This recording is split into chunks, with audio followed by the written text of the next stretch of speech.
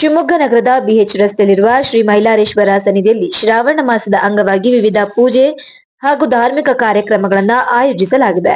August 23 ಭಾನುವಾರ ಶ್ರಾವಣ ಶುಕ್ಲ ಏಕಾದಶಿಯಂದು ಬೆಳಗ್ಗೆ 9 ರಿಂದ ಮಧ್ಯಾಹ್ನ 1 ರವರೆಗೆ ಶ್ರೀ ಮೈಲಾರೇಶ್ವರ ದೇವರ ಸನ್ನಿಧಿಯಲ್ಲಿ ಸಾಮೂಹಿಕ ಹಾಲಿನ ಅಭಿಷೇಕ ನಡೆದಿದೆ.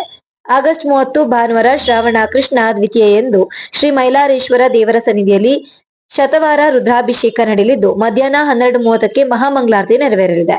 ಇನ್ನು ಸೆಪ್ಟೆಂಬರ್ 4 ಶುಕ್ರವಾರ ಶ್ರಾವಣ ಕೃಷ್ಣ ಅಷ್ಟಮಿಯಂದು ಶ್ರೀ ರಣಮ್ಮ ದೇವಿಯ ಸನ್ನಿಧಿಯಲ್ಲಿ ಬೆಳಗ್ಗೆ 9 ರಿಂದ ಮಧ್ಯಾಹ್ನ 12 ರವರೆಗೆ ಸಾಮೂಹಿಕ ತುಪ್ಪದ ಅಭಿಷೇಕ ಆಯೋಜಿಸಲಾಗಿದೆ. ಅದೇ ದಿನ ಶ್ರೀದೇವಿಯ ಸನ್ನಿಧಿಯಲ್ಲಿ ಸುಮಂಗಲಿಯರಿಂದ ಸಾಮೂಹಿಕ ಸಹಸ್ರ ಕುಂಕುಮಾರ್ಚನೆ ನಡೆದಿದೆ.